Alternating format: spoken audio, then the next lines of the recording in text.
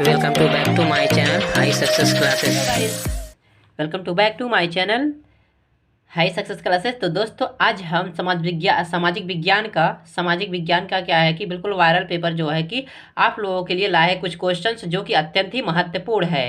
तो यदि आप इन क्वेश्चनों को सॉल्व कर लेते हैं तो मतलब मैं आप लोगों को क्या है कि सॉल्यूशन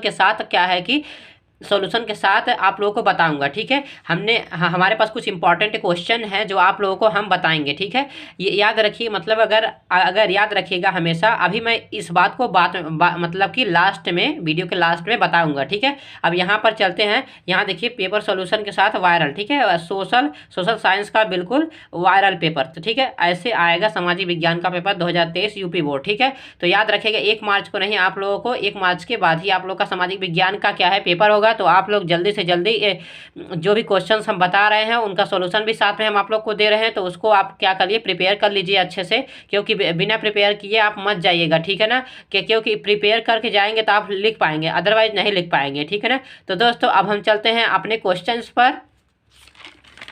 तो यहाँ पर देखिए हमारा ये क्वेश्चन है।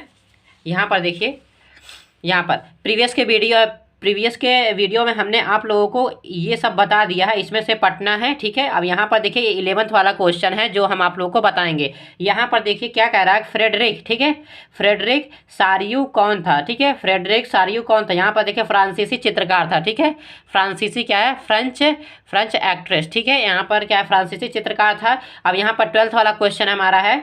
अब यहाँ पर देखिए कह रहा है कि अनस्ट, ठीक है, अनस्ट रेनन कौन था? अनस्ट रेनन कौन था? यहाँ पे फ्रांसीसी क्या था, दार्शनिक था, जिसको कहते हैं फ्रेंच फिलासफर। ठीक है, फ्रेंच फिलासफर मीन्स होता है, फिलासफर मीन्स क्या होता है, दार्शनिक होता है। यहाँ पर देखिए ये हमारा 12th वाला क्वेश्चन, ये बहुत ही इंपॉर्टेंट क्वेश्चन है। इन सभी क्वेश्चनों को आप प्रिपेयर कर लीजिएगा अच्छे से। तो यहाँ पर अब हम चलते हैं अपने 13 वाले क्वेश्चन पर। ठीक है, 13 वाला क्वेश्चन है, जर्मन राष्ट्र का रूपक क्या था, वह किस बात का प्रतीक था? तो मतलब जर्मन राष्ट्र का रूपक क्या था, वह किस बात का प्रतीक था? तो यहाँ पर देखिए जर्मन राष्ट्र का रूपक हमारा जर्मेनिया था। ठीक है, जर्मेनिया था। यहाँ पर जर्मन बलूत वीरता का प्रतीक था। ठीक है, बलूत वीरता का, जर्मन जो है वह किसका प्रतीक था, बलूत वीरता का प्रतीक था। ठीक है, बलूत वीरता का प्रतीक था। अब यहाँ पर देखिए 4th वाला क्वेश्चन, यहाँ पर देखिए इंडो चाइना में कौन से देश सम्मिलित है? इंडो चाइना में कह रहा है कि इंडो चाइना में कौन से देश सम्मिलित है? तो यहाँ पर देखिए इंडो चाइना में सिंपल सी बात है, यहाँ पर वियतनाम,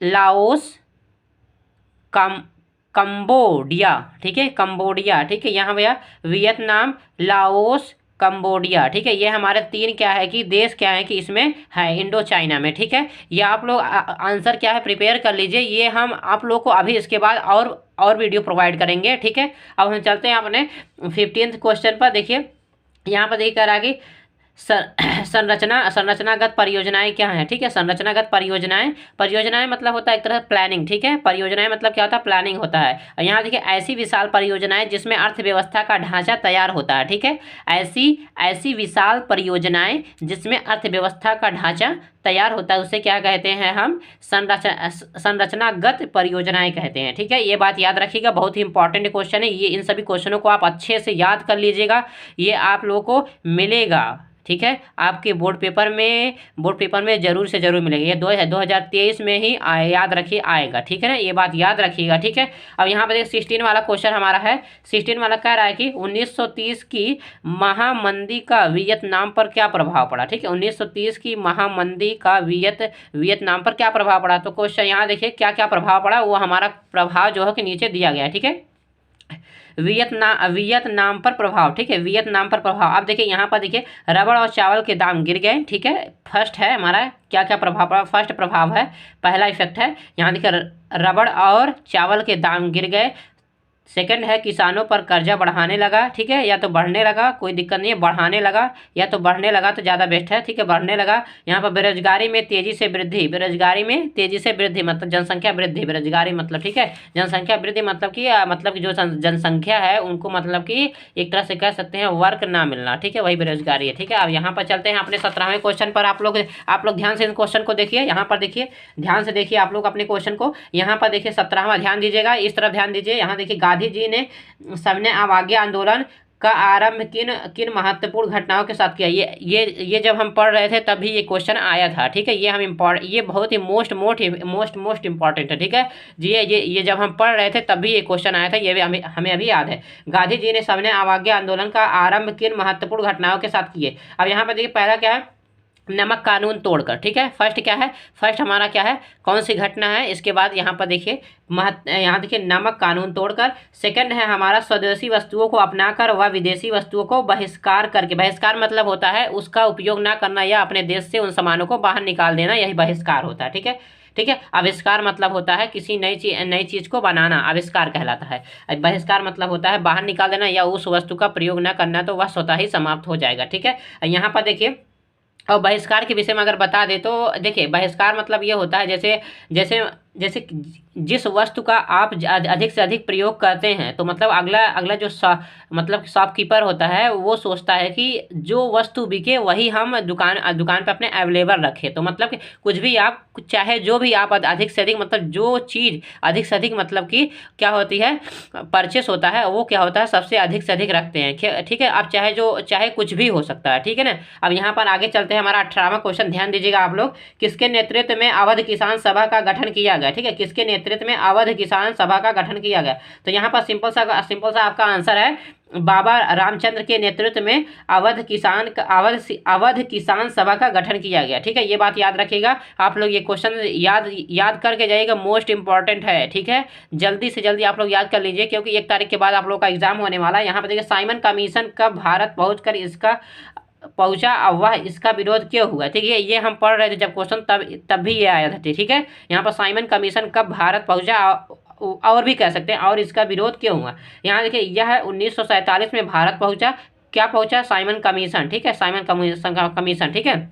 यहाँ देखिए किसी भारतीय सदस्य, ठीक है, किसी भारतीय सदस्य को इसमें ना शामिल किए जाने के कारण इसका विरोध हुआ। मतलब किसी भारतीय सदस्य को इसमें शामिल या इंक्लूडेड नहीं कर रहे थे, इसलिए इसका विरोध किया गया, ठीक है। अब यहाँ पर देखिए हमारा 12 वाला क्वेश्चन, ठीक है, सॉरी 20 वाला क्वेश्चन क्या है, मित्र राष्ट्रों के नाम बताइए। मतलब कि ऐसे राष्ट्रों के नाम बताइए जो कि एक दूसरे से मित्रता का व्यवहार रखते हैं या मित्रवत है। यहाँ पर देखिए ब्रिटेन है पहला, दूसरा है फ्रांस और है रूस, ठीक है। मतलब 3 देश हैं जो कि मित्र हैं, ठीक है, मित्र राष्ट्र हैं। अब यहाँ पर देखिए हम 21 वाला क्वेश्चन, दक्षिणी अमेरिका में एल डोराडो क्या है, ठीक है। दक्षिणी अमेरिका में एल डोराडो क्या है।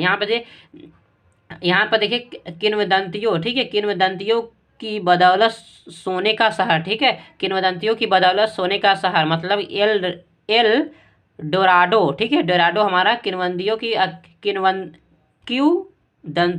की बदौलत सोने का शहर है, ठीक है।